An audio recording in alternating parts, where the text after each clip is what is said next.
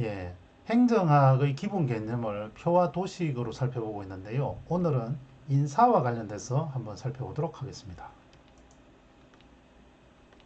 자, 인사는 뭐라고 생각하십니까? 이 한자로 사람 인자에 일사자를 씁니다. 이 사람의 일이다 이렇게 쓸 수 있는데 이걸 영어로 보면 참 재미있는 것이 사람 인자 그대로 와서 휴먼 이렇게 나오죠. 그 휴먼 리소스가 인적 자원, 사람에 관련되는 건데 이것을 관리한다는 개념에서 매니지먼트 요 세 글자를 약어로 HRM 이렇게 씁니다.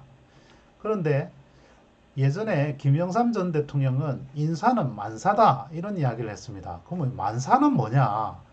영어로 한번 해석을 해볼까요? 10,000?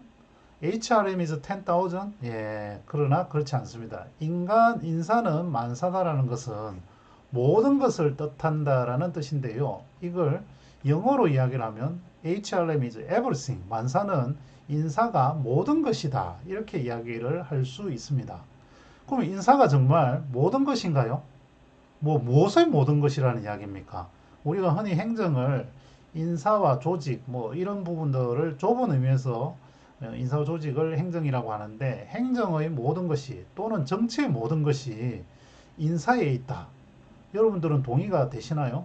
자, 이 부분을 이번에 우리 24년 총선 그리고 여기서 이제 여당의 패배 요인들이 여러 가지가 있는데요. 이것들 중에서 한번 찾아보면 어떨까 합니다. 흔히 윤석열 대통령이 가장 잘못한 것이 무엇이냐 이렇게 물어보면 인사가 잘못됐다 이런 이야기를 합니다. 그럼 이 인사가 총선에서 어떤 영향을 미쳤느냐? 우리가 총선 선거 운동 기간 중에 굉장히 이제 서로 여야가 치열하게 치고받았는데요. 그 중에서 인사 어떤 게 떠오르시나요? 예, 이종섭 전 국방부 장관을 호주 대사에 임명을 했죠.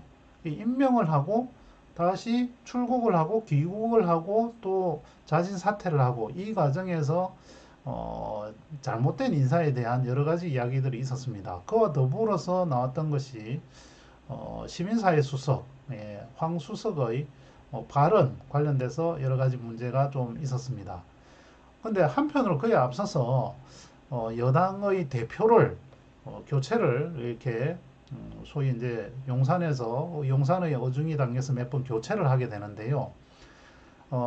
용산이 대통령실이 여당 정당의 대표 인사에 관여할 수 있느냐 마느냐 뭐 이런 부분 가지고 뭐 말이 많았습니다.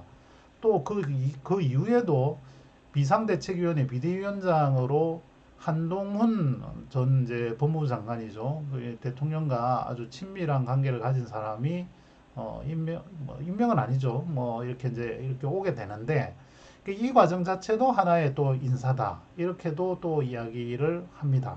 그리고 공천도 인사의 어떤 중요한 부분으로 생각을 할 수 있고요.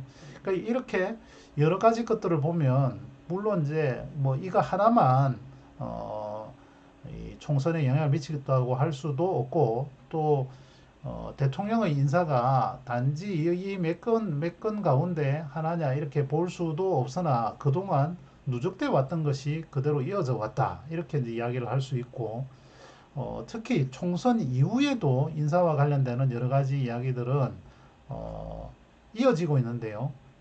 어, 이 윤석열 대통령이 이 총선 결과를 어떻게 받아들이느냐, 그 부분을 국정쇄신으로 어떻게 이어지느냐, 무엇을 통해서 우리는 대통령이 바뀌었다라는 것을 알 수 있느냐, 이 측면에서 역시 인적 쇄신, 인사의 변화를 이야기를 합니다. 그래서 극단적으로는 내각이 장관들이 모두 다 총사퇴해야 된다 이렇게 이야기하는 사람도 있지만 지금 현재로서는 총리와 대통령 비서실장이 이제 사의를 표명한 그 수석들까지 표명을 한 상태인데 문제는 이제 차기 총리로 거론되는 부분들이 김부겸 이 민주당의 어떤 전직 총리 그 다음에 또 이제 그